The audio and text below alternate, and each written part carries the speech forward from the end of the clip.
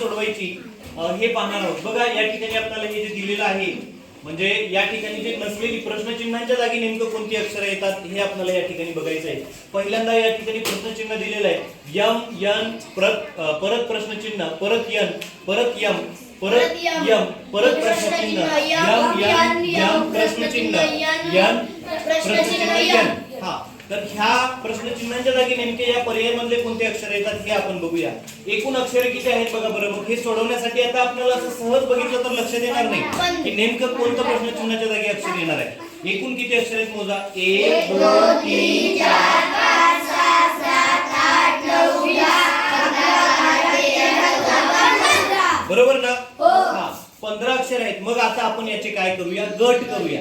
असे उदाहरण आलं की काय करायचं गट तयार करायचं। याच्या अगोदर एक उदाहरण घेतलेलं आहे आपण बरोबर ना। वर्तुळ चौकोन त्रिकोण ते होते बघा त्याच्यामध्ये सुद्धा आपण काय तयार केलं होतं गट तयार केलं। मग या ठिकाणी एक गट किती आला पाहिजे बेटा 5। Very good. बघा पहिल्या पाचांचा एक गट 1 2 3 4 5 हा एक गट आला या ठिकाणी बरोबर ना। हा दुसरा गट हा हो द्या 1 2 3 4 5 हा इथून येईल। हा दुसरा गट आला आणि हा शेवटचा जो आहे तो हा तिसरा गट आला बरोबर आहे। आता पहिल्या गटामध्ये किती प्रश्नचिन्ह आहेत या ठिकाणी 2 प्रश्नचिन्ह आहेत बरोबर ना।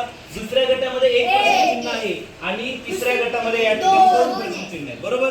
आता पहिला गट बघा पहिलं अक्षर आहे का नाही। दुसऱ्या गटामधलं मग पहिलं अक्षर कोणतं या ठिकाणी मग ते अक्षर आपण या ठिकाणी लिहून घेऊया। दुसऱ्या गटातलं पहिलं अक्षर यम म्हणून पहिल्या प्रश्नचिन्हाच्या जागी आपण काय आलं असं समजूया यम आलं। त्याच्यानंतर बघा दुसऱ्या गटामध्ये दुसरं अक्षर यम आहे पण इथं यन नाही बरोबर ना। परत प्रश्नचिन्ह आहे।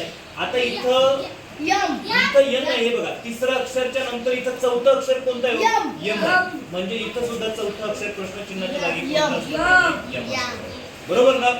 आता बघा आता दुसरा गट या दुसऱ्या गटामधलं तिसरं अक्षर या ठिकाणी आपल्याला विचारलेलं आहे प्रश्नचिन्ह दिलेलं आहे।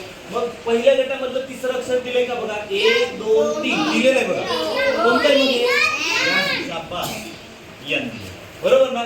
म्हणजे आता या ठिकाणी आपले 3 अक्षर 1 2 आणि हे 3 अक्षर पूर्ण झालेले आहेत। आता या शेवटच्या गटामध्ये या हे बघा पहिलं आणि दुसरं पहिलं दिलेलं आहे दुसरं विचारलेलं आहे। मग इथं दुसरं कोणतं अक्षर आहे बघा यम म्हणजे इथं काय असला पाहिजे यम असला पाहिजे। तिसरं दिलेलं आहे चौथं विचारलेलं आहे चौथं बघा कुठं आहे का इथं नाही इथं आहे चौथं 1 2 3 4 म्हणजे चौथं या ठिकाणी काय असलं पाहिजे यम अक्षर असलं पाहिजे। पर्याय क्रमांक किती आहे बघा असं पर्याय क्रमांक कुठे बघा हा 4 5 हे आपलं काय झालं या ठिकाणी उत्तर झालं।